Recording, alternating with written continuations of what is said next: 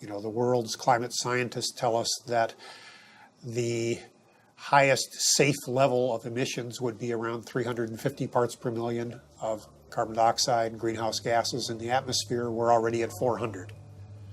They tell us that the sort of safest we could hope to do without having perilous implications as far as drought, famine, human conflict, major species extinction would be about a 2 degrees Celsius increase in temperature. We're rapidly approaching that, and with all the built-in carbon dioxide that's already in the atmosphere, we're easily going to exceed that. So on our watch, we are facing the next major extinction of species on the Earth that we haven't seen since the time of the dinosaurs disappearing. You know, when whole countries go underwater because of sea level rise, when whole countries find that there's so much drought that they can't feed their population, and as a result they need to desperately migrate to another country or invade another country. I mean, we're going to have climate wars in the future. And what about livestock and animal agriculture? Well, what about it? I mean,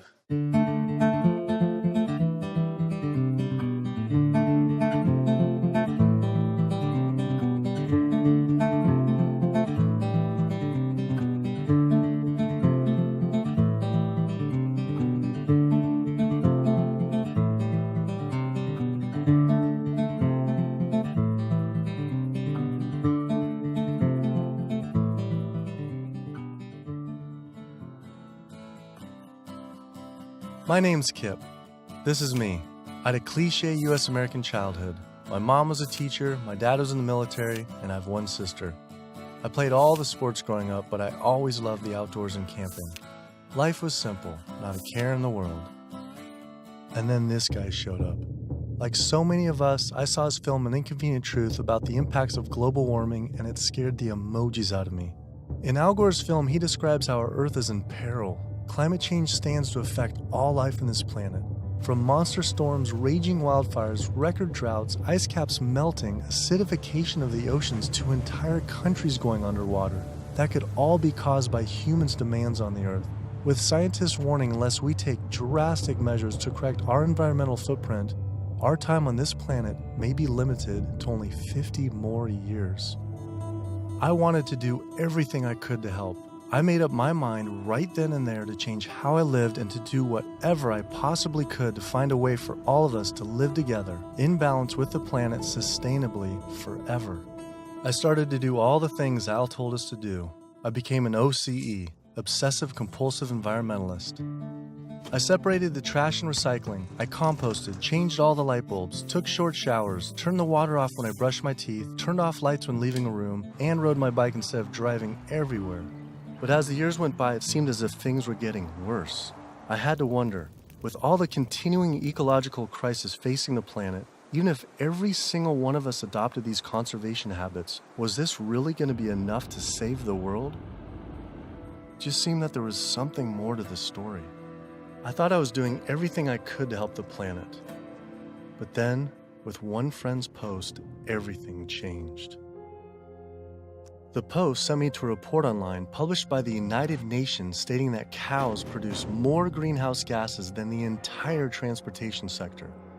This means that raising cattle produces more greenhouse gases than all cars, trucks, trains, boats, planes combined, 13% compared to 18% for livestock. This is because cows produce a substantial amount of methane from their digestive process. Methane gas from livestock is 25 to 100 times more destructive than carbon dioxide from vehicles.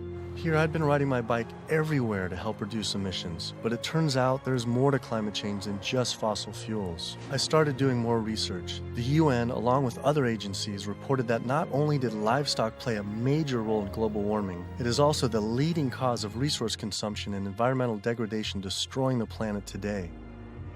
How is it possible I wasn't aware of this? I thought this information would be plastered everywhere in the environmental community. I went to the nation's largest environmental organizations' websites, 350.org, Greenpeace, Sierra Club, Climate Reality, Rainforest Action Network, Amazon Watch, and was shocked to see they had virtually nothing on animal agriculture. What was going on? Why would they not have this information on there? It seemed the main focus for many of these groups was natural gas and oil production, with fracking being the latest hot issue due to water usage and contamination. Hydraulic fracturing for natural gas uses an incredible amount of water. A staggering 100 billion gallons of water is used every year in the United States.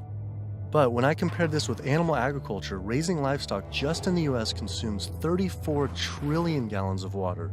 And it turns out the methane emissions from both industries are nearly equal. Living in California, a state plagued by drought and water shortages, water use is a major concern for many of us. The average Californian uses about 1,500 gallons per person per day. About half of that is related to the consumption of meat and dairy products. So meat and dairy products are incredibly water intensive, in part because the animals are using very water intensive grains. That's what they eat. And so all of the water embedded in the grain and that the animal eats essentially is considered part of the virtual water footprint of that product. I found out that 1/4 pound hamburger requires over 660 gallons of water to produce. Here I've been taking these short showers trying to save water, and to find out just eating one hamburger is the equivalent of showering 2 entire months. So much attention is given to lowering our home water use, yet domestic water use is only 5% of what is consumed in the US versus 55% for animal agriculture. That's because it takes upwards of 2,500 gallons of water to produce 1 pound of beef. I went on the government's Department of Water Resources Save Our Water campaign, where it outlines behavior changes to help conserve our water, like using low-flow shower heads, efficient toilets, water-saving appliances, and fix leaky faucets and sprinkler heads, but nothing about animal agriculture. When I added up all the government's recommendations, I was saving 47 gallons a day. But still, that's not even close to the 660 gallons of water for just one burger. I wanted to see if I could somehow talk with the government about this. Just calling to see if we could schedule an interview. Yeah, that would be good. What does your schedule look like this afternoon or tomorrow afternoon? Tomorrow afternoon could be good. For the urban environment, there are a lot of things that can be done. Indoor, using low-flow shower heads, low-flow faucets, efficient toilets, efficient water using appliances. All those are really good areas that can help quite a lot. But the biggest water savings is from outdoor. We have to be mindful of the way we use water. We have to use it as efficiently as possible. We have to protect its quality, and we have to be good stewards of the environment that depend on water. And checking the sprinklers. A lot of time we get a lot of leaks and broken sprinklers and things like that wastes water. And those are the areas that there's a lot of room for conservation. It kept on coming up. A lot was of animal agriculture. Can you comment on that at all, about how much that plays a role in water consumption and pollution?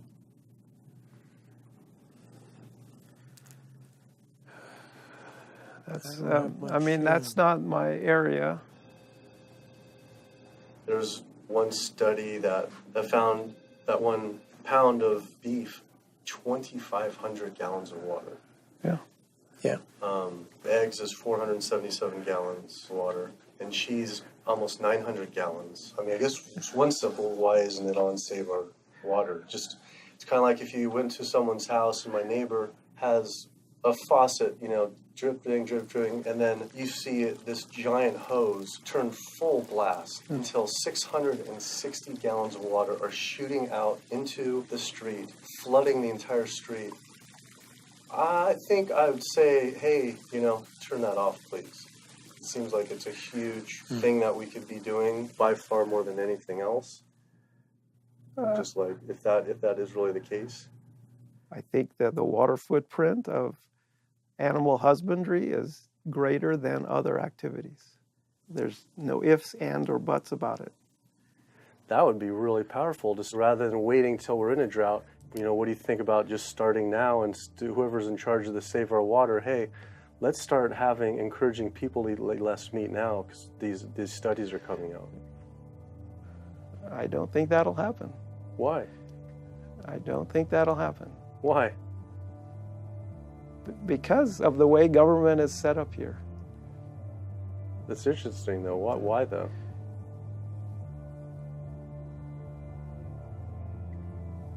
One is water management, and the other one is behavior change. Behavior of taking showers and not watering your lawn and doing all that, that's behavior. Yeah. Wow. Clearly the government did not want to talk about this issue. Their inability to answer, along with the environmental organization's silence on the topic of animal agriculture, made it seem something more was going on. I started doing more investigating on the impacts of livestock and found out the situation was actually worse than I had thought. In 2009, 2 advisors from the World Bank released an analysis on human-induced greenhouse gases, finding that animal agriculture was responsible not for 18%, as the UN stated, but was actually 51% of all greenhouse gases. 51%. Yet all we hear about is burning fossil fuels. This devastating figure is due to clear-cutting rainforests for grazing, respiration, and all the waste animals produce. This makes animal agriculture the #1 contributor to human-caused climate change. But not only that, I found out raising animals for food consumes 1/3 of all the planet's fresh water, occupies up to 45% of the Earth's land, is responsible for up to 91% of Amazon destruction, is a leading cause of species extinction, ocean dead zones, and habitat destruction. Yet, the world's largest environmental groups that are supposed to be saving our world didn't mention this anywhere. I had to speak with environmental organizations to find out why they weren't addressing this issue. I sent off dozens of emails, made call after call, spent hours on hold. Days became weeks and weeks became months, and for some reason, no one wanted to talk to me about this. So bizarre. I supported these organizations for so long and now was met with silence. I was, however, able to connect with a handful of environmental authors and advocates that were willing to address this issue. I took my old trusty van, Super Blue, out of retirement and hit the road. So my calculations are that without using any gas or oil or fuel ever again from this day forward, that we would still exceed our maximum carbon equivalent greenhouse gas emissions, the 565 gigatons, by the year 2030, without the electricity sector even, or energy sector even factored in the equation, all simply by raising and eating livestock. If you reduce the amount of methane emissions, the level in the atmosphere goes down fairly quickly, and within decades, as opposed to CO2. If you reduce the emissions to the atmosphere, you don't really see a signal in the atmosphere for 100 years or so. The single largest contributor to every known environmental ill known to humankind: deforestation, land use, water scarcity, the destabilization of communities, world hunger. The list doesn't stop. It's an environmental disaster that's being ignored by the very people who should be championing. Free-living animals made up, 10,000 years ago, made up 99% of the biomass. And human beings, we only made up 1% of the biomass. Today, only 10,000 years later, which is really just a fraction of time, we human beings and the animals that we own as property make up 98% of the biomass. And wild, free-living animals make up only 2%. We've basically completely stolen the world, the earth, from free-living animals to use for ourselves and our cows and pigs and chickens and factory farmed fish. And the oceans have been even more devastated. Concerned researchers of the loss of species agree that the primary cause of loss of species on our Earth that we're witnessing is due to overgrazing and habitat loss from livestock production on land, and by overfishing, which I call fishing, in our oceans. And we're in the middle of the largest mass extinction of species in 65 million years. The rainforest is being cut down at the rate of an acre per second. And the driving force behind all of this is animal agriculture, cutting down the forest to graze animals and to grow soybeans, genetically engineered soybeans to feed to the cows and pigs and chickens and factory farmed fish. 91% of the loss of rainforest in the Amazon area thus far to date, 91% that's been destroyed, is due to raising livestock. The leading cause of environmental destruction is animal agriculture.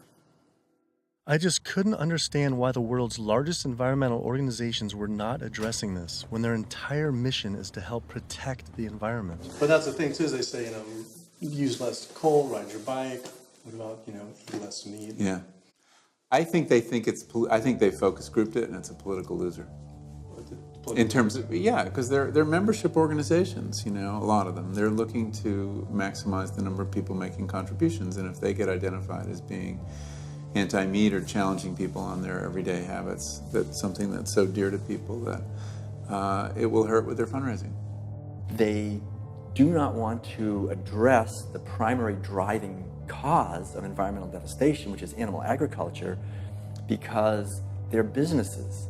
And they want to make sure that they have a reliable source of funding. I went invited to a meeting with Al Gore and some years ago now, and made these methane arguments, and he was really pushed back.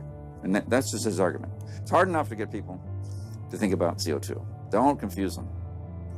I think that the problem with a lot of organizations that are focused and have a laser focus don't go off message because they don't want to piss off another whole group of people that will make their lives difficult. If you listen to the majority of the major environmental organizations, they're not telling you to do much besides live your life the way you've been living it, but change your light bulb from time to time, drive less, use less plastic, recycle more. It's better for their fundraising and better for their profile to create a victim and perpetrator sort of plot line.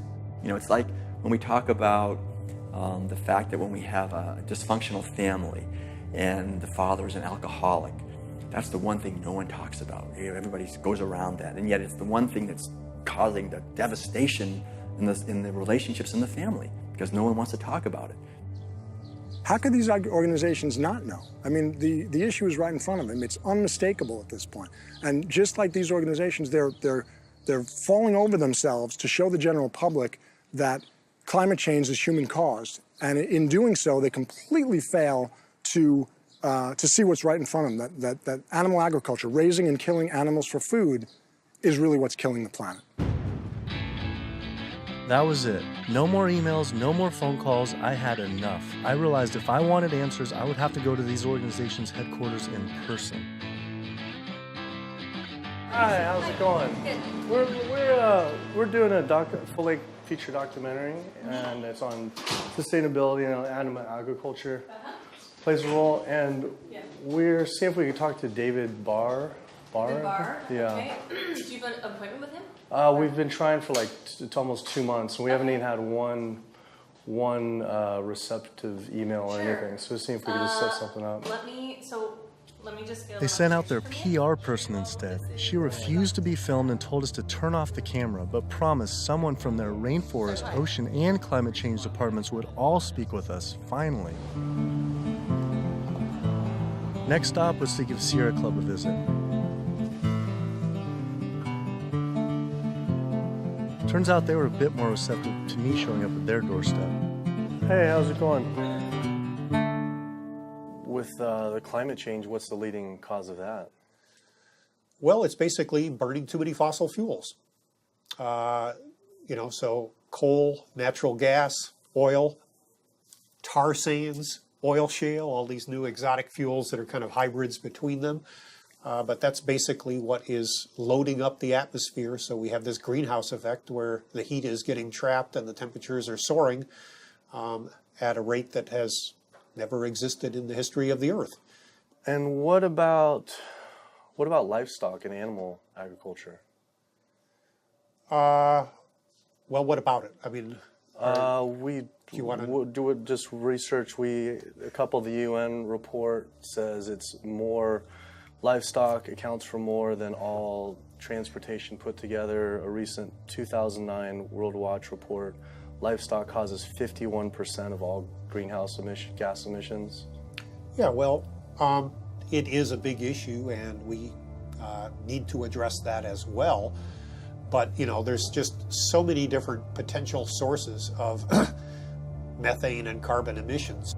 If the number one leading cause is animal agriculture and meat consumption, then doesn't that need to be the number one focus, if not the number two? Well, That's your assessment. Our assessment is different. That was bizarre. So Greenpeace got back with me today and said, "It was great to meet with you yesterday. I've spoken with various people here at Greenpeace about your request, but I'm afraid we're not going to be able to help this time. Thanks again, and we wish you the best of luck." Greenpeace's response reminded me of the statistic that 116,000 pounds of farm animal excrement is produced every second in the United States alone. That is enough waste per year to cover every square foot of San Francisco, New York City, Tokyo, Paris, New Delhi, Berlin, Hong Kong, London, Rio de Janeiro, Delaware, Bali, Costa Rica, and Denmark combined.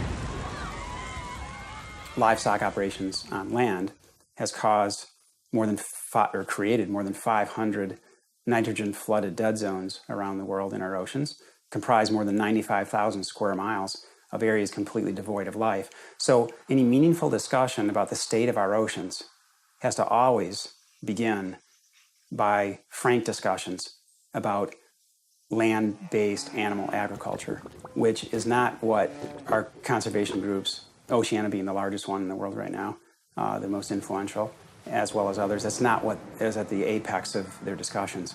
I went on my favorite ocean protection organization's website, Surfrider Foundation, to see what they were doing about this. Mostly what I found were campaigns about plastic bags and trash, but nothing about animal agriculture. What is the number one coastal water quality issue polluter? Yeah, I mean, a lot of it, it's actually, we call it the toxic cocktail, because it really is this sort of diffuse source. So it's, heavy metal from tires and brakes and cars, heavy metals. It is these herbicides and pesticides. So it's really just, it's kind of picking up the everything we leave on the ground and collecting it together and pushing it out into the ocean. So it's hard to actually target like one thing.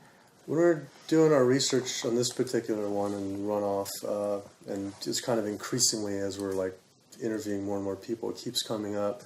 The animal agriculture as being, and we read animal agriculture as being the number one water polluter, considerably by more than any other. Yeah, that's interesting. I think, I guess it depends on the regions that you focus on, like the urban areas, which is sort of like where we are here in Southern California.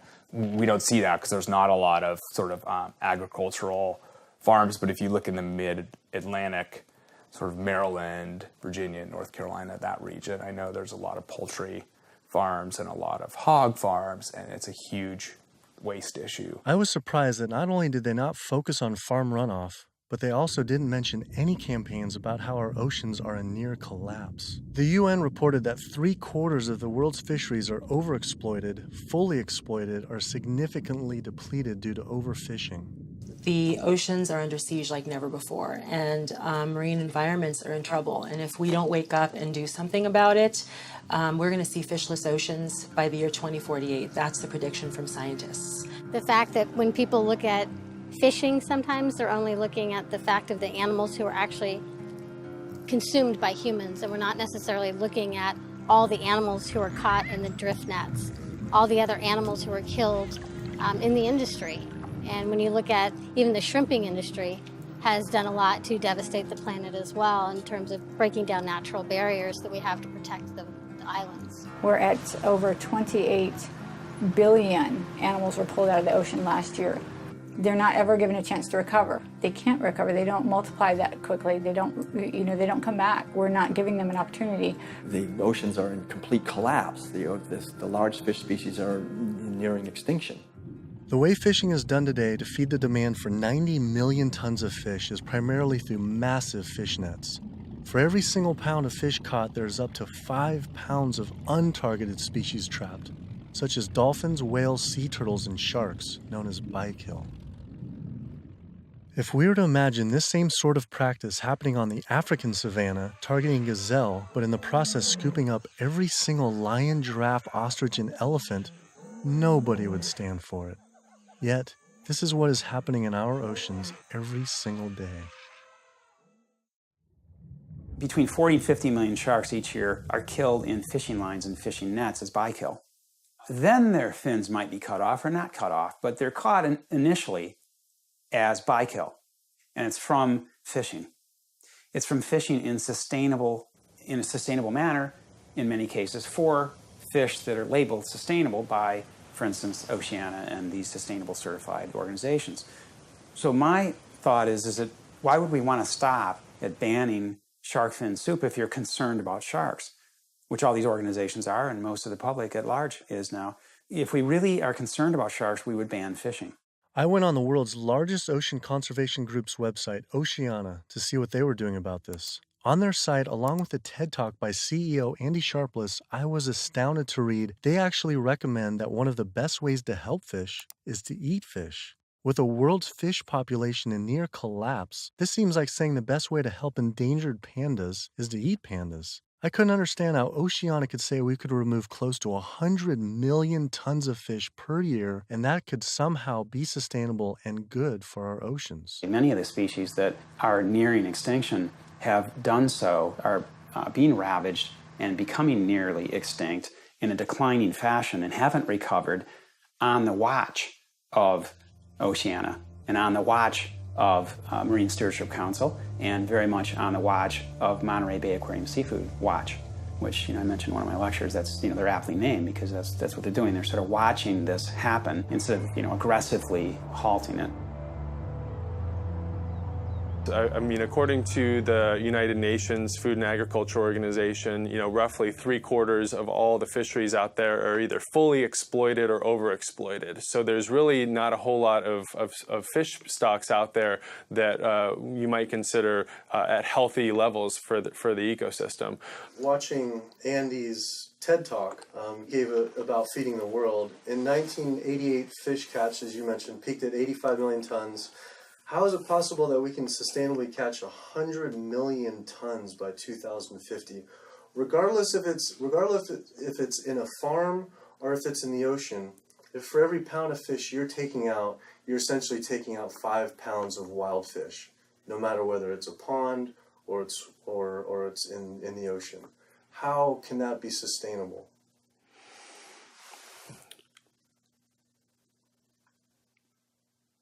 The ultimate question, right, is that there is a tremendous amount of natural production that is basically coming out of the oceans all the time.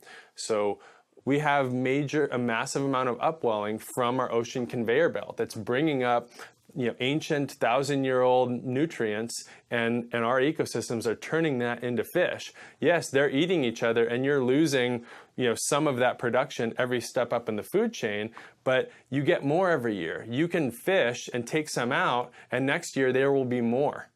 And if we do that right without ultimately hitting the fundamental driver, it's sort of like living off the interest, right? As long as you don't bring your principal down, right, if you're investing in something, as long as you're not hitting into that principal and your principal remains high, you could potentially live off the interest forever. And that's the basic idea with fish. With our population right now, what we're doing is if it's 75% depleted, the fishery is now depleted. And it's a good analogy with money. We're not living off our interest. We're in extreme debt. And if our population who's trying to live as a family on the same amount of money, and it's increasing 35% to 9 billion people, right? Isn't it just, hey, we got to stop spending money? Yeah. We need to stop eating fish. Well, if you could bring the principle back. Fishing of any type is depleting not only the species, but you get into this serial depletion where one fish species will be minimized and the fishing industry for that fishery will move on to the next species. And it's called serial depletion, aptly named. And in the process, so the fish are being lost, not only the species is being lost, but the next in line is being lost, and then the mechanism is still extremely destructive. So they're losing the fish species, but it needs to be kept in mind they're also destroying habitat. I think they came up with this term, sustainable fishing, to make ourselves feel good about eating fish and continuing to take fish out of the oceans, when in fact, really, it's Sea Shepherd's position that there is no such thing as sustainable fishing. Seafood is not a protein source for a sustainable protein source for the feeding of the planet, of the people on the planet. It's just not. People don't want to hear it because that makes them feel like they have to take action. They have to stop doing something, and a lot of people don't want to, and people don't want to, they don't want to put it out there because it's uncomfortable. They don't want to propose to tell people what to do, but we're at a point where we all have to be cognizant and we have to realize and we have to take an action. Our founder, Captain Watson, likes to say, if the oceans die, we die. That's not a tagline, that's the truth. Perhaps the only other ecosystem that is being destroyed at such a rapid rate are the world's rainforests. Our global rainforests are essentially the planet's lungs. They breathe in CO2 and exhale oxygen. An acre of rainforest is cleared every second, and the leading cause is to graze animals and grow their feed crops. That is essentially an entire football field cleared every single second. And it is estimated that every day, close to 100 plant, animal, and insect species are lost due to rainforest destruction.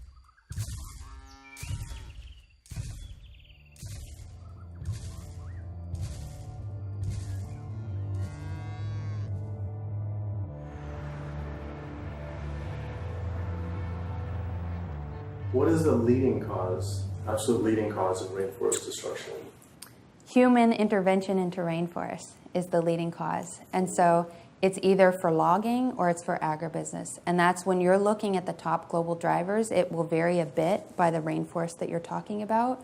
But the way that we're choosing to use these natural resources on a large industrial scale is the leading driver. When I went on Rainforest Action Network's website, I couldn't believe I didn't see anything about cattle. But I did see they had a large campaign against palm oil. Palm oil plantations are causing tremendous deforestation in the Indonesian rainforest. It is estimated that palm oil is responsible for 26 million acres being cleared.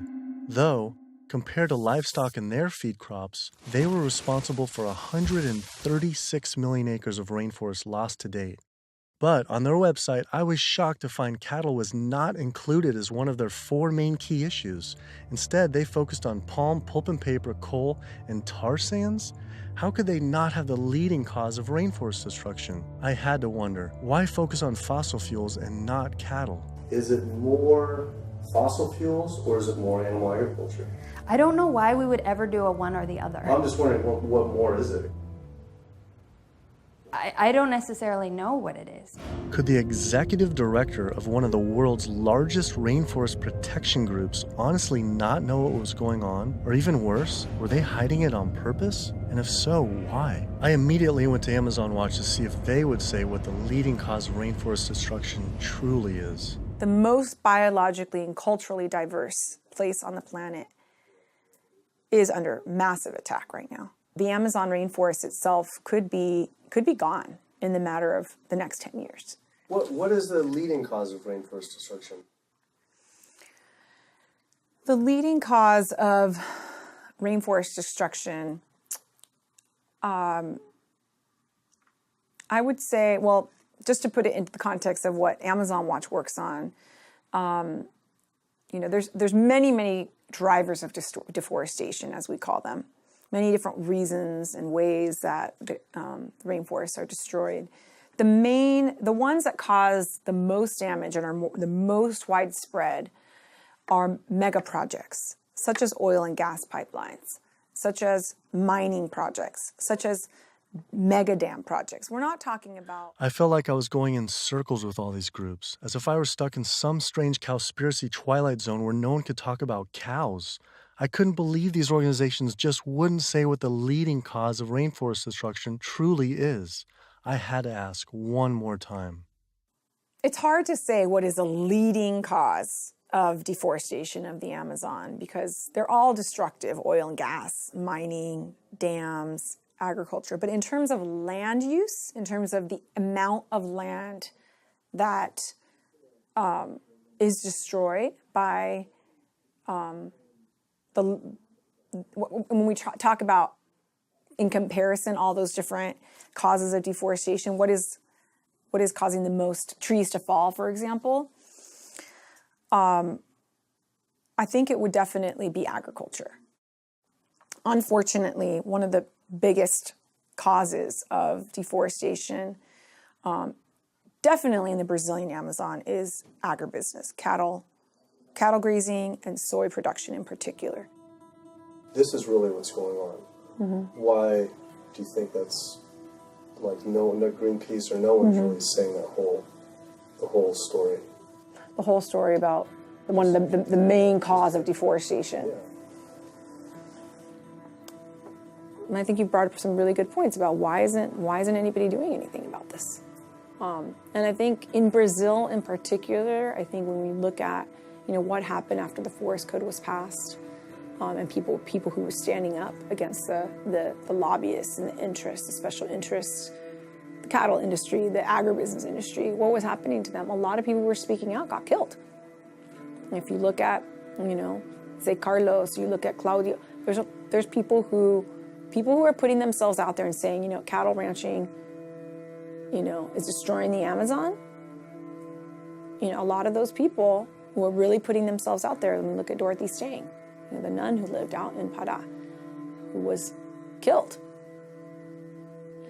A lot of people will speak up. A lot of people just keep their mouths shut because they don't want to be the next one with the bullet to their head. Sister Dorothy Stang was a U.S.-born nun living in the heart of the Brazilian rainforest. Her life's work was to protect the Amazon. She spoke out openly against the destruction of rainforests from cattle ranching for years. Walking home one night, she was brutally gunned down at point-blank range by a hired gun from the cattle industry.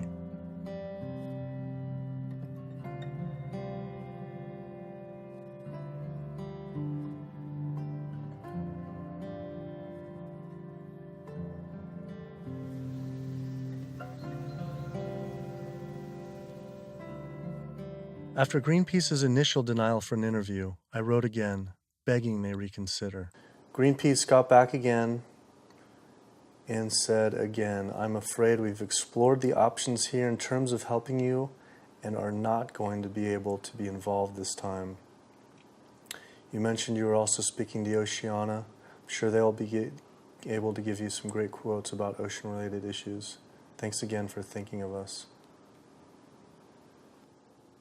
Unbelievable. With Greenpeace unwilling to be interviewed, I had to find a different avenue for answers. There's something really fishy going on over there. Fortunately, I found a former Greenpeace board of director who now speaks openly about the industry. Environmental organizations, like other organizations, are not telling you the truth about what the world needs from us as a species. It's so frustrating when the information is right before their eyes. It's documented in peer-reviewed papers and journals. It's there for everybody to see, but the environmental organizations are refusing to act. Nowhere do you find in their policies, and nowhere do you find in the Greenpeace mission that diet is important, that animal agriculture is the problem. They are refusing, like other environmental organizations, to look at the issue. The environmental community is failing us, and they're failing ecosystems. And it's so frustrating to see them do this. NRDC, the Earth's best defense. All right, so here they actually do have a few things on animal agriculture. The leading cause of environmental degradation is too much pollution and too many engines churning too fast in too many places around the globe. Lately, in 2009, a World Watch report that livestock causes 51% of greenhouse gas emissions, and transportation is around 13%, and then the low end, the UN was around 18 to 30, which is more than all transportation, all put together. Internationally or nationally? Yeah, I think energy production and transportation are still major sources. So I think I guess I'm not going to comment on that because I'm not familiar with those numbers. So it's don't quote me on this, but that's cow farts. That's what I think what that is. I think that's cow farts.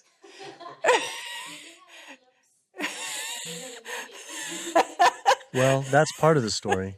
Methane production from cows and other livestock's flatulence is a major contributor, but mostly it is due to deforestation and the waste they produce, which is 130 times more waste than the entire human population, virtually all without the benefit of any waste treatment. NRDC absolutely, as I said, has a big food program. In fact, we just, every year we do the Growing Green Awards, and we recognize food innovators. And this last year, one of the awardees was a sustainable pork producer, actually, that doesn't use any antibiotics, and also the antibiotic use that industrial food production in the United States uses right now. Is, we're giving the majority of antibiotics in the United States are administered to healthy livestock. I wanted to visit one of these sustainable farms. I found the Markegard grass-fed beef farm on the lush, misty California coast.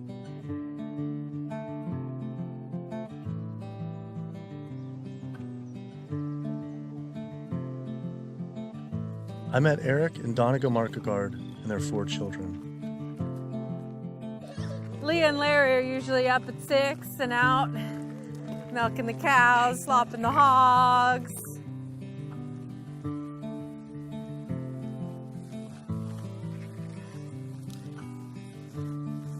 Altogether, we graze about 4,500 acres.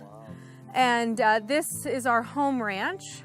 And this is 952 acres of that. On average, it's about 1 cow or a cow and a calf per every 10 acres. We would produce annually roughly 80,000 pounds of finished plate-ready meat.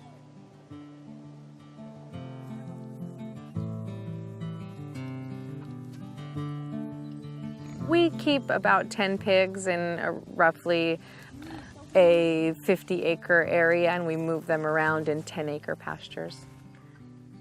Some people think that pigs are dirty and gross, but I really like them. They know people, and they'll be friends and really nice. And they could be like your best friend, or could be like your sister. See? They know you when you get to know them. I mean, I shouldn't be bonding, but you have to have nice big. Why shouldn't you bond with them? Well, because they're going to turn into bacon. Oh.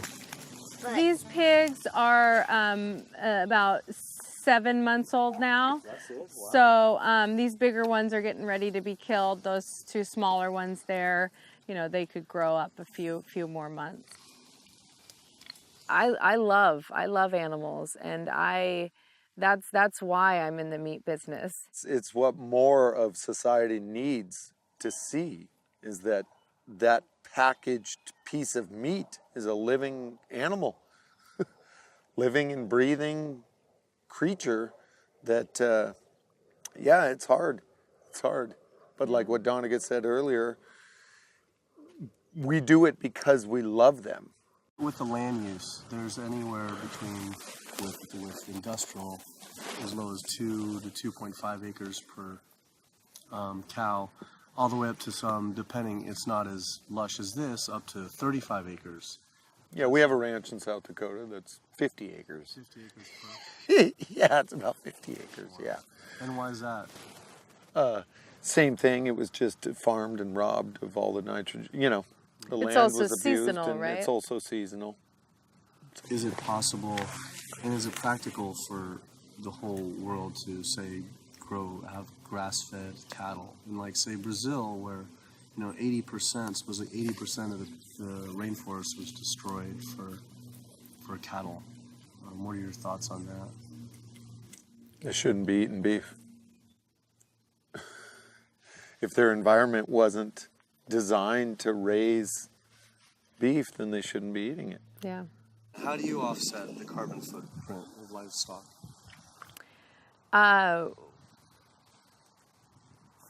We don't feel like livestock have a carbon footprint.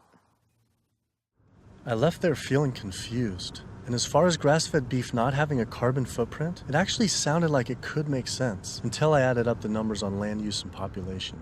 If we were to use the market guard model of raising animals, which requires 4,500 acres producing 80,000 pounds of meat, the average American eats 209 pounds of meat per year. If that was all grass-fed beef, only 382 people could be fed on their land. That equates to 11.7 acres per person times 314 million Americans, which equals 3.7 billion acres of grazing land.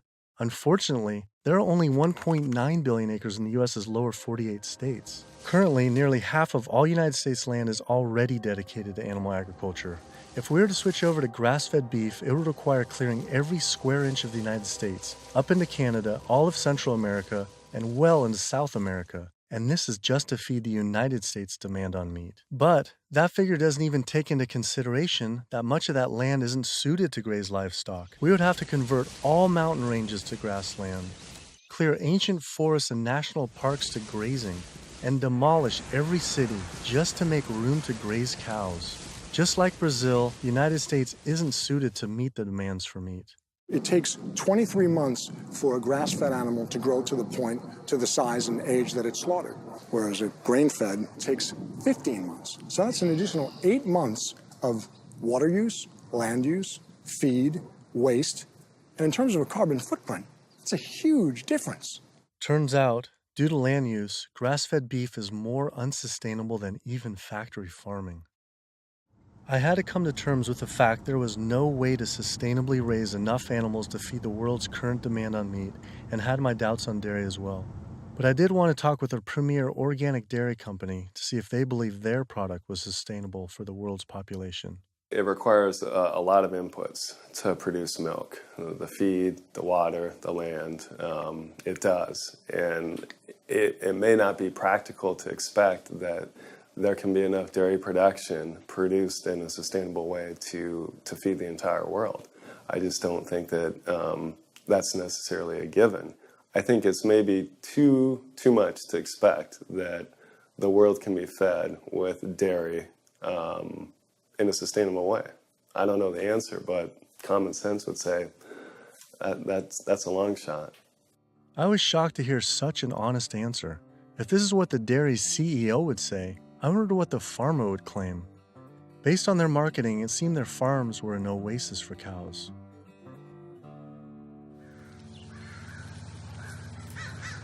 It was not what I expected.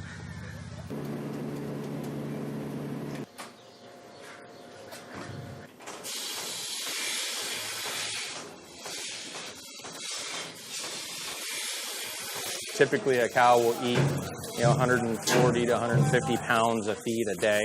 140 to 50 pounds of feed every day. And then she's also going to drink between 30 and 40 gallons of water. Probably go through about 20 tons per week. 20 tons of grain per week. Primarily for our milking cows, so about 250 cows.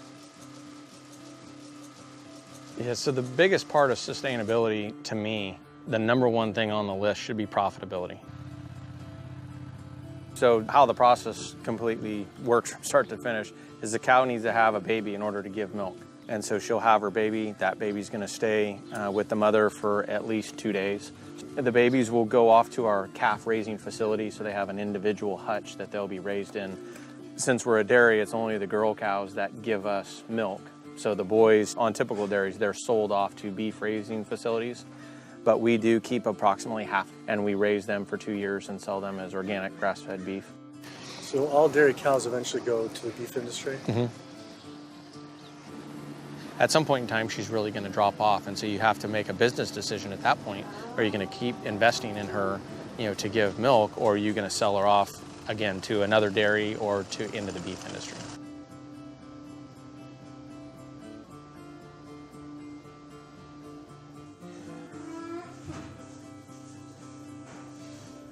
There's very few places on this planet that have this type of environment.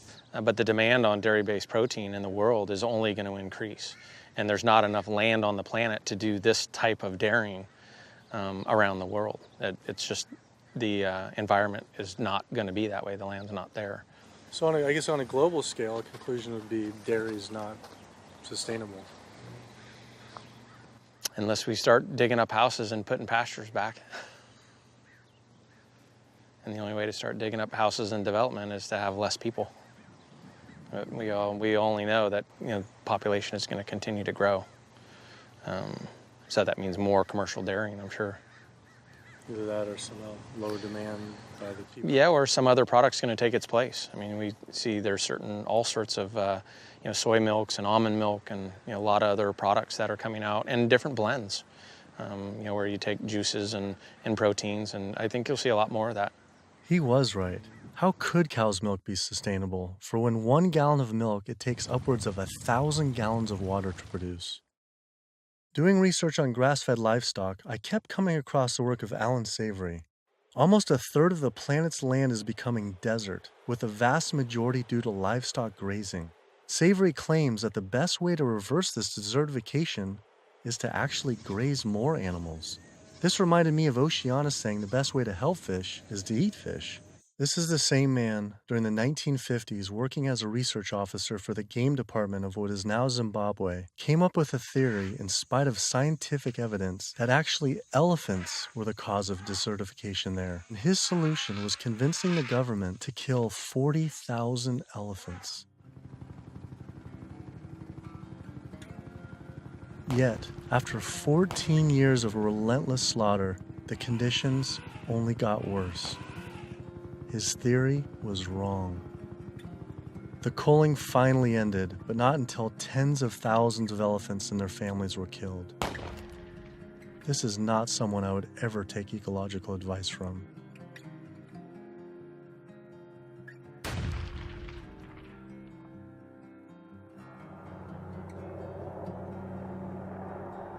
It turns out the cattle industry is having the same effect on wildlife in the United States. The government has been rounding up horses en masse, and we now have more wild horses and burros in government holding facility, 50,000 wild horses and burros in government holding facilities than we have free on the range. Basically, you have ranchers who get to graze on our public lands for a fraction of the going rate. So they're getting like this huge tax subsidy. It's about 1/15 of the going rate. And what the Bureau of Land Management has to do is say how much forage and water is on the land, and then they divvy it up. They give so much to the cows, so much to wildlife, and so much to the wild horses and burros. And what we see is the lion's share of the forage and water is going to the livestock industry. And then they scapegoat the horses and burros and say, oh, there are too many horses and burros, let's remove them.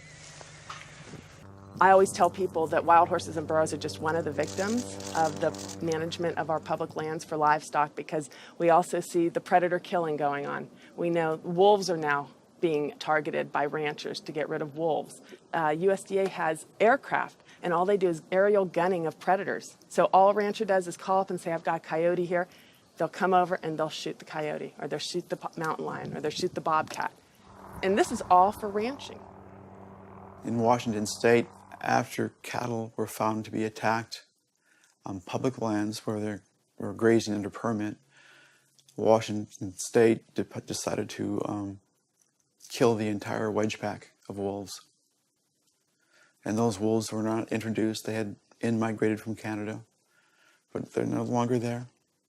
It starts at the local level with the Bureau of Land Management, but then it goes all the way to Congress. And we see Congress sitting there willing to allow this type of mismanagement of our public lands to continue. It is the insistence of and the lobbying power of the animal agriculture industry that continues to see wolves killed, continues to see an insistence that predators be maintained at a low level that does not benefit ecosystems. I've seen so many pieces of land, I've looked at so many environmental assessments from the Bureau of Land Management where they say the rangelands are not meeting standards. And they say straight up, livestock grazing is a cause for not meeting range standards, and yet they will continue to allow livestock grazing. They're at the very core of making sure that cougars are treed by hounds, and that wolf packs are run down, and that hunting seasons are opened up year-round, and that traps are set so that they can suffer. If anyone cares about wild horses and wildlife and public lands and the environment, you can't ignore the livestock, the impact the negative impact that livestock raising is having on our public lands in the West. I've added up the costs of animal food production that the producers don't actually bear themselves.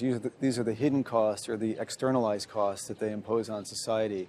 And those are in categories like healthcare, environmental damage, subsidies, damage to fisheries, and even cruelty. If you take those externalized costs, which are about $414 billion, if the meat and dairy industries were required to internalize those costs, if they had to bear those costs themselves, the costs of the retail prices of meat and dairy would skyrocket. So a $5 carton of eggs would go to $13. A $4 Big Mac would go to $11. The problem with these externalized costs being imposed on society is that whether you eat meat or not, whether you're an omnivore or an herbivore, you are paying part of the costs of somebody else's consumption. So that when somebody goes into a McDonald's and buys a Big Mac for $4, there's another $7 of costs that's imposed on society. I'm paying that.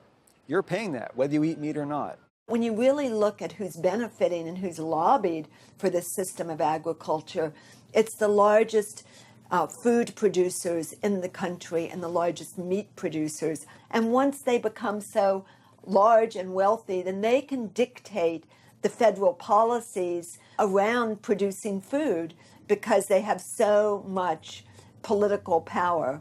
Was this why Al Gore, even during his vice presidency, never addressed the issue of animal agriculture and failed to talk about it in his film, An Inconvenient Truth, or his organization, the Climate Reality Project? Was this truth just too inconvenient for even him? I felt let down by the man who inspired me on this entire path. I knew I needed to talk to an animal agriculture lobby group to see what they had to say. If they could silence the government, are they influencing and possibly have connections to these environmental groups as well? Animal Agriculture Alliance, one of the biggest livestock lobby groups in America, has agreed to an interview. Greenpeace won't give us an interview, but Animal Agriculture Alliance has agreed to an interview. Now that is saying something.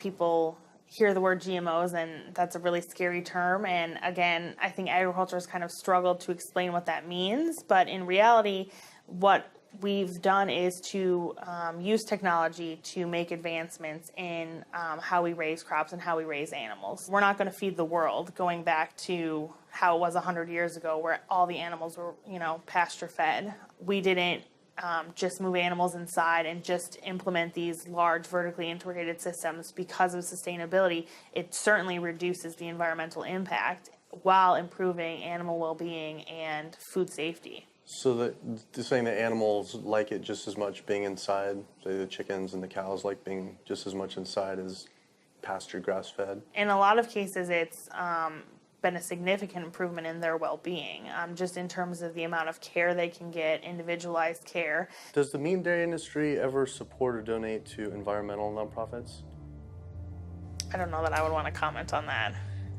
Yeah, I don't know. I don't know that we would know what they donate to or don't donate to. Does meat and dairy industry ever support or donate to, say, Greenpeace?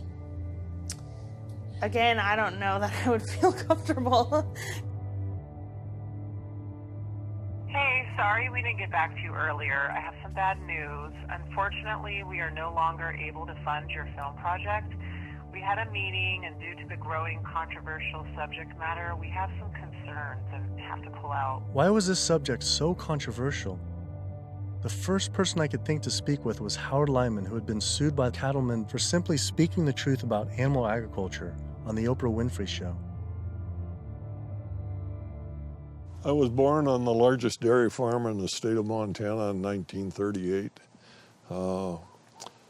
Grew up my entire life on a livestock farm, went to Montana State University, got a degree in agriculture, came back and started a mega agricultural endeavor where I had 10,000 acres of crop, 7,000 head of cattle, and about 30 employees. So I spent 45 years of my life in animal agriculture, and so I've been there, done that.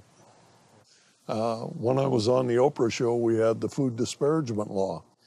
Now, the food disparagement law, in my opinion, was unconstitutional, but what it basically said, that it was against the law to say something you knew to be false about a perishable commodity.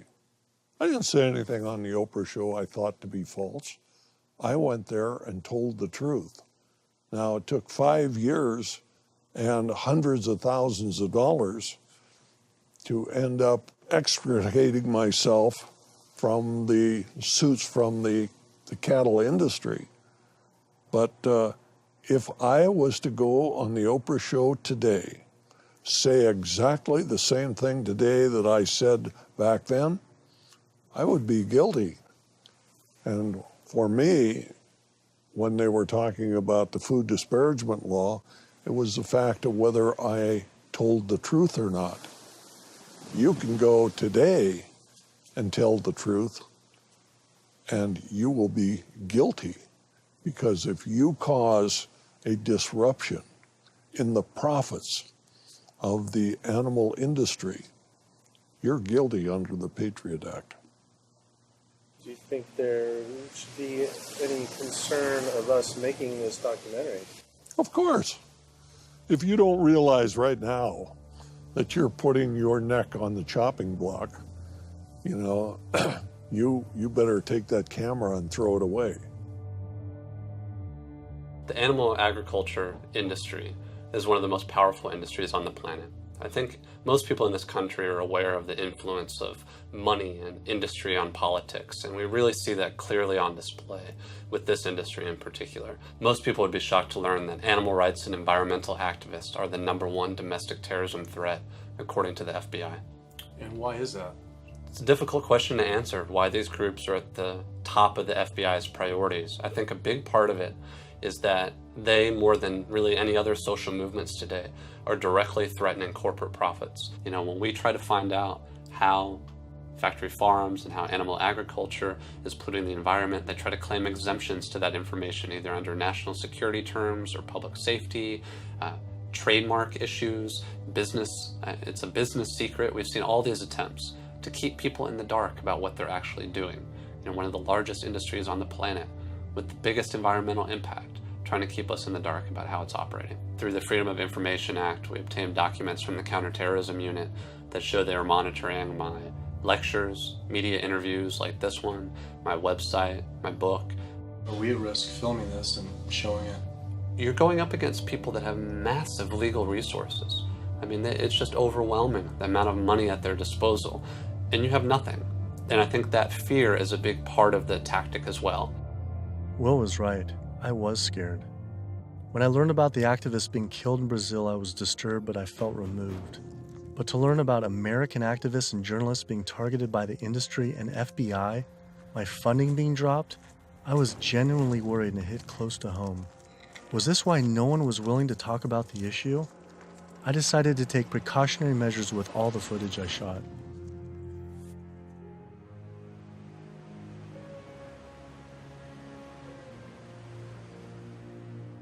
I was beyond frightened to imagine what could possibly happen if I pursued this subject any further.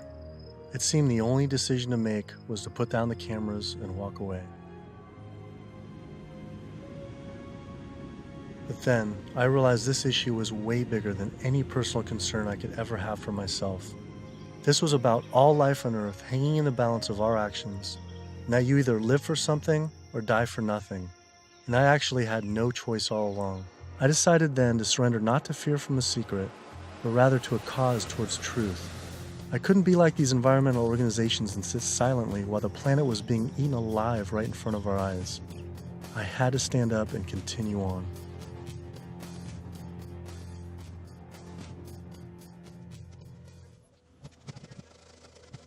Some people would say the problem isn't really animal agriculture, but actually human overpopulation.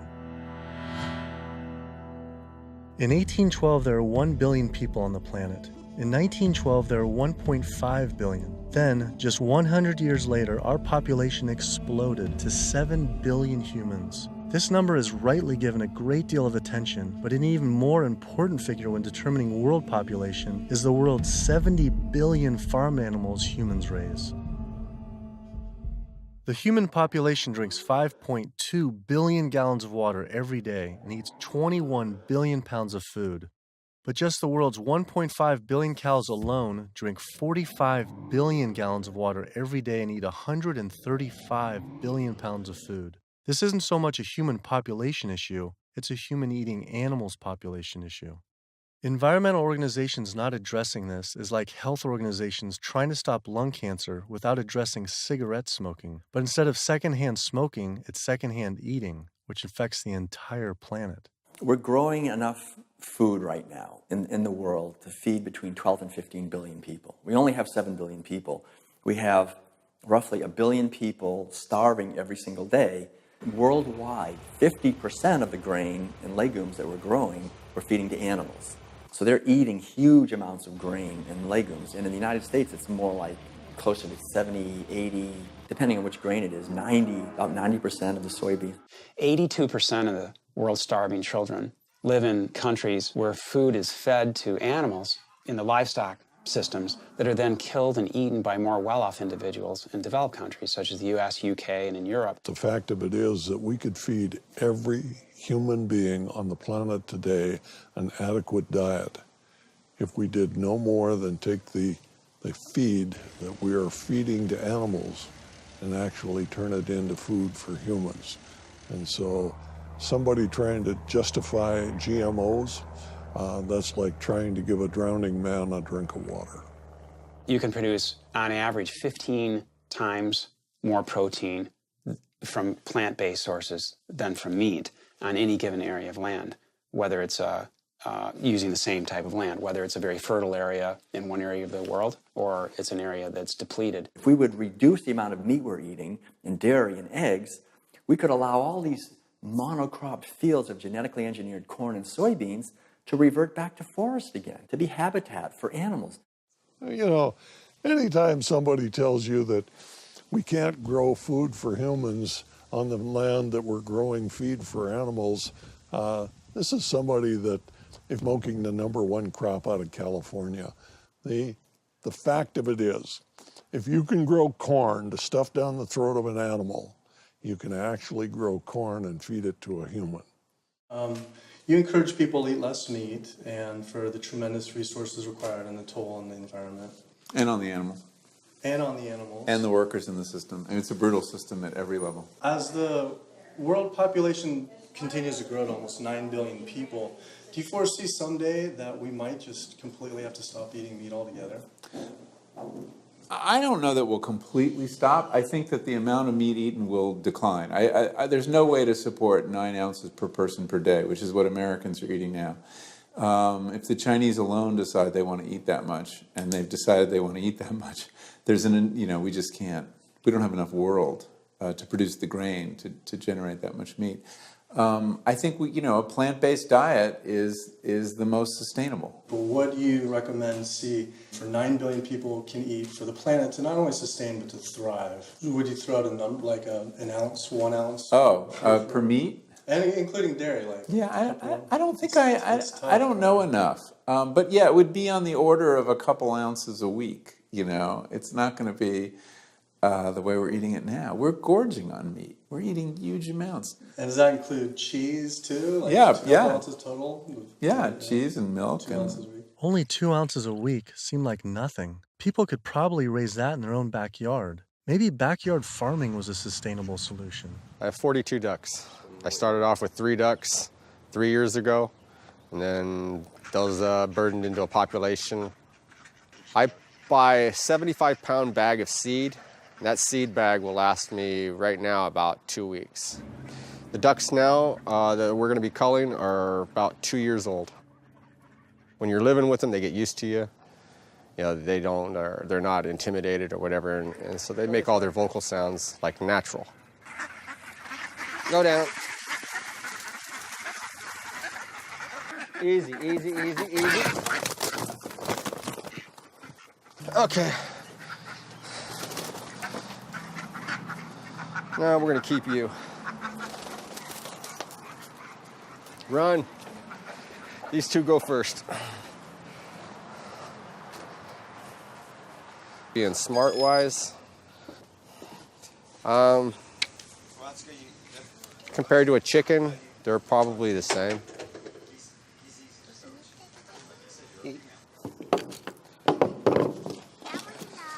Yeah, he is. Alrighty. Okay. Right there.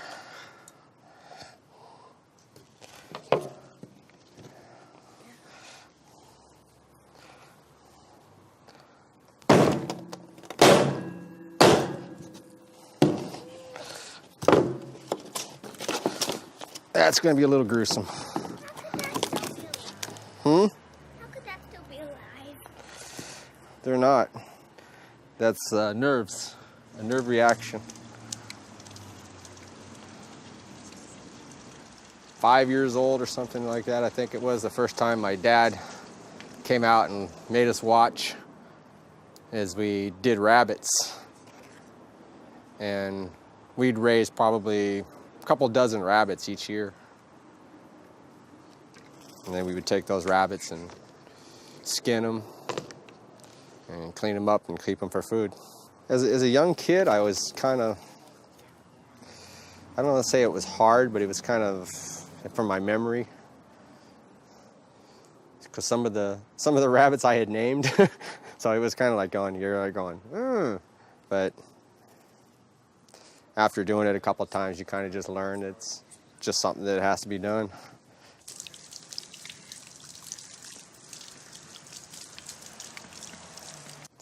Not the fingers.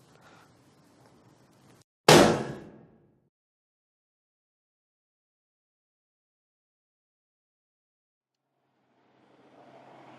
just can't do it. I don't think I could have someone else do it for me. If I can't do it, I don't want someone else doing it for me. And then sustainability, 75 pounds is 2 pounds per, so it's a pound per week per duck. 52 weeks, 110, so it's 110 pounds of food for 1 to 1.5 pound of meat. So on a sustainability issue, it's 100 to 1. And that grain gets, who knows where that grain comes from. But I mean, when it gets to this point, it's not even about sustainability. It was just, I don't feel real good inside. It's the first time I've ever seen that. So, kind of, yeah. I'd been so caught up in the destruction caused by animal agriculture, I realized I'd never truly dwelled on the obvious reality that every one of these animals was killed. It was always a disconnected, abstract fact of eating meat, but when it became personal, face to face, the story changed. I had already scheduled weeks in advance to film another backyard slaughter of a chicken that stopped producing eggs. I didn't know how I was going to possibly go through another slaughter. So I didn't.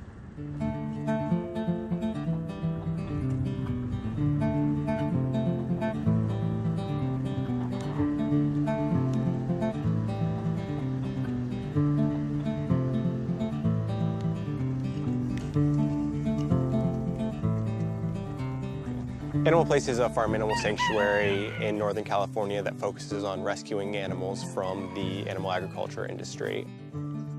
A lot of people don't realize that meat breed chickens, like this guy behind us, they're generally slaughtered at about 42 days old, whereas chickens that are bred for egg production are killed when their productivity starts to decrease, when they start laying less eggs. And that generally happens about 18 months to 20 months. It doesn't matter if you buy caged eggs from hens on cage-free farms or free-range farms or pasture-based farms. Hi, Carol. It doesn't matter. It turns out there's a successful movement of sustainable animal alternative food producers based right here in California, funded by big names like Bill Gates and Biz Stone. When you imagine all those egg-laying hens eating all that soy and all that corn, you have an energy conversion ratio at about 38 to 1. Whereas alternatively, you can find plants. And you can grow those plants, and you can convert those plants into food. And the energy conversion ratio for the plants that we're using to replace the eggs is about 2 to 1, compared to 38 to 1 for eggs. So our explicit goal is to have the maximum amount of impact by creating this new model that makes the global egg industry entirely obsolete. We're making the Omega products and proving that we can make better tasting food that's great for you, and it takes 1/20th of the land and resources that dairy do. If I could tell you that you could have the fiber structure of meat, the satiating bite of meat, the protein, and all the nutritional benefits of meat without actually having animal protein itself. And by doing that, you could address climate change. You could address the human health epidemics that we're seeing. You could address animal welfare, and you could address natural resource conservation. Would you make the change? But what if people just ate less animal products, like going meatless on Mondays? When you go meatless on Monday, if you ascribe to that campaign, you're essentially contributing to climate change, pollution, depletion of our planet's resources, and your own health, then on only 6 days of the week instead of 7. You're creating a false justification, clearly a false sense of justification for what you're doing on those other 6 days of the week. So in other words, we really shouldn't be resting on our laurels of what you do right only 1/7 of the time. You can't be an environmentalist and eat animal products, period. Kid yourself if you want. If you want to feed your addiction, so be it. But don't call yourself an environmentalist. I knew I had to stop eating all animal products. I wanted to help the planet be sustainable, but I needed to sustain myself. I had doubts about being healthy and not eating meat, dairy, and eggs. All I knew was a standard American diet I grew up on. Is it even possible to be a healthy vegetarian or vegan? Is it possible to be a healthy vegetarian or vegan? I became vegan for, 32 years ago now, and I run several miles every day. I go biking 40, 50 miles through the countryside. I work long hours. I feel great. It's nice waking up in a light, trim body every day. And so many of my vegan friends and patients, are just, they're thriving since their transition to a vegan diet. So yes, and I've seen vegan moms go through healthy vegan pregnancies and deliver healthy vegan children and raise them to tall, full-size, intelligent vegan adults. And yes, certainly all the nutrients are there in the plant kingdom to do this. That is correct. Think anyone should be consuming dairy? I really don't. When you think about it, the purpose of cow's milk, I did most of my growing up on a dairy farm in Wisconsin. The purpose of cow's milk is to turn a 65-pound calf into a 400-pound cow as rapidly as possible. Cow's milk is baby calf growth fluid. That's what this stuff is. Everything in that white liquid, the hormones, the lipids, the proteins, the sodium, the growth factors, the IGF, every one of those is meant to blow that calf up to a great big cow, or it wouldn't be there. And whether you pour it on your cereal as a liquid, whether you clot it into yogurt, whether you eat it into cheese, whether you freeze it into ice cream, it's baby calf growth fluid. And women eat it, and it stimulates their tissues, and it gives women breast lumps. It makes the uterus get big, and they get fibroids, and they bleed, and they get hysterectomies, and they need mammograms, and gives guys man boobs. Cow's milk is the lactation secretions of a large bovine mammal who just had a baby. It's for baby calves. I tell my patients, go look in the mirror. Do you have big ears? Do you have a tail? Are you a baby calf? If you're not, don't be eating baby calf growth fluid in any level. There's nothing in it people need. It was a relief to hear I didn't have to eat any animal products to be healthy and even thrive. But I still thought you needed animal manure to grow organic agriculture. It turns out there's an entire movement with people growing food without any animal inputs. I visited Earthworks Urban Farm in Detroit, where they are working with and growing food for the low-income community. We tend to see ourselves as individuals in a bubble, and forget that we inhabit this land and this earth with other creatures.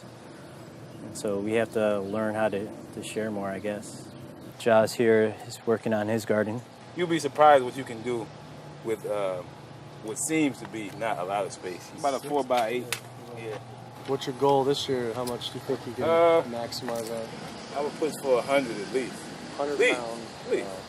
That's amazing. So, the 1 full year after this was constructed, we doubled our yield to over 14,000 pounds of food. 14,000 pounds? On Yeah. about how many acres? About 2.5. So as much food as we produce and we grow, or the earth helps us grow, is we also have to return those nutrients back to the soil. So we like to think of our work as being regenerative, that we're putting as much life-giving substance in the ground as we're taking out. So just kind of healthier and safer to use vegetarian or vegetable composting and stuff? Yeah, that's what we found. But also because it takes less time, it's a lot easier to manage. A lot easier, yeah. Yeah. And the soil's just as rich? No. Yeah, absolutely. Not only is it the organic more compassionate, it's also more efficient. And in a society with this many billions of people, we need to be as efficient as possible. Some people might go back and say, if we embrace this primitive approach of only wild animals everywhere, and we go back to like a hunter-gatherer system, that sounds great. But that was 10 million people on the entire continent. Maybe a little bit more, a little bit less, no one really knows. Today, now, we have what? We have 320 million in the US, 25 million in Canada, another 100 and so many million in Mexico. So North America is up to almost 450 million people.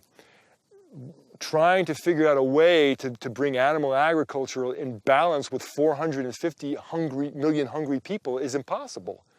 This is amazing. I didn't believe it when I first learned it, but 216,000 more people are born to the planet every day. Every day. It's extraordinary. But what's really extraordinary is you need, per day, 34,000 new acres of farmable land. It's not happening. To feed a person on an all-plant-based vegan diet for a year requires just 1/6 of an acre of land. To feed that same person on a vegetarian diet that includes eggs and dairy requires 3 times as much land. To feed an average U.S. citizen's high-consumption diet of meat, dairy, and eggs requires 18 times as much land. This is because you can produce 37,000 pounds of vegetables on 1.5 acres, but only 375 pounds of meat on that same plot of land.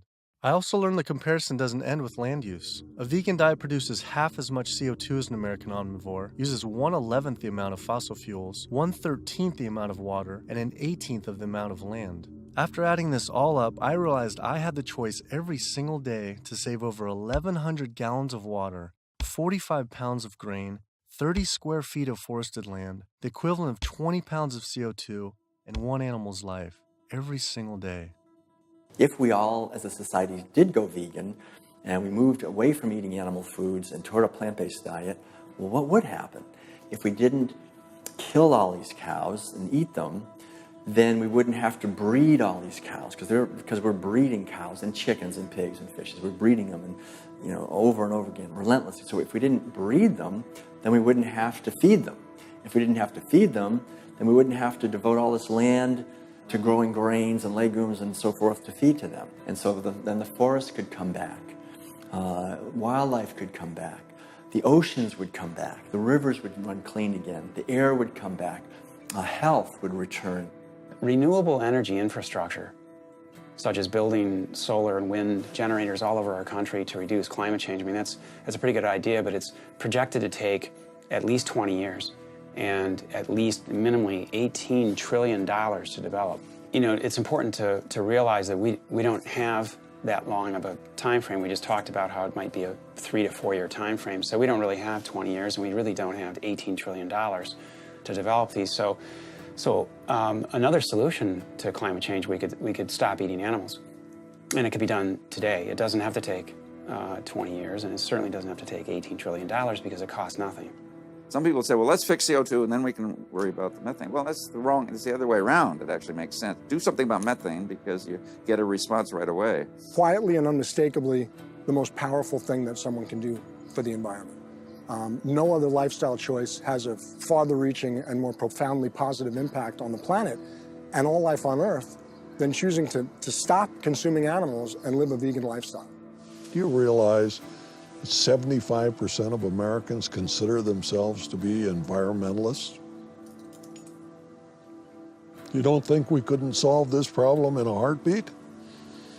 I'll tell you what, all we would need is for the environmentalists to live what they profess, and we'd be on a new course in the world. We will not succeed until we stop animal agriculture. And by succeed, I mean we will not save ecosystems to the extent necessary. We will not have enough food for people around the planet. We will not stop global warming. We will not stop pollution and the dead zones that run off all the fields of corn and soy that are grown to feed livestock. And we will not stop the hunting of wolves and other predators. Now, organic farming is one major positive step in the right direction, but we need to keep walking. We need to get beyond organics. We need to get to sustainability. When you take the animal out, well, you also take the greenhouse gas issue out, and you take the food safety issues out, and you take some of the other externalities related to food scarcity out. But one thing that's amazing is, I think you put our values back in. You put values like compassion and integrity and kindness, values that are natural to human beings. You put that in. You build that back into the story of our food. And I think as this begins to progress, I think it also helps people to pause before they eat that egg, before they eat that steak, before they eat that chicken nugget, and ask themselves, is that really what they want? Or do they actually want something more? I had to come to the full conclusion the only way to sustainably and ethically live on this planet with 7 billion other people is to live an entirely plant-based vegan diet. I decided instead of eating others to eat for others. At first, like these environmental groups, I was afraid of what it'd mean to change, but now I embrace it. All this talk about sustainability sounded like our planet was on some sort of life support, and I don't want her to simply survive or to sustain, but to thrive. Life today is not about sustainability, it's about thrivability. She's given so much to us for so long, it was time to give back. 108% of everything we have. It felt good. It was in alignment. And we see this movement not just about providing cheaper and inexpensive food that everyone can have, but also a spiritual move. A move towards understanding who we really are and how we can really connect to each other. Do what you can do as well as you can do it every day of your life, and you will end up dying one of the happiest individuals that ever died. We become part of a gathering momentum of other people that's happening. This is really what's happening. This is the news. Selflessness is a nice way to be. It has all these benefits for yourself as well as the planet and other people. So it's a beautiful way to live. Ecologically, it just feels better. This is about massively transforming how our society eats because it's a necessity. It's acting on what we know and acting kindly and gently on the whole planet and with other people to accomplish the goals of living better. We can do it, but we have to choose to do it. You can change the world. You must change the world.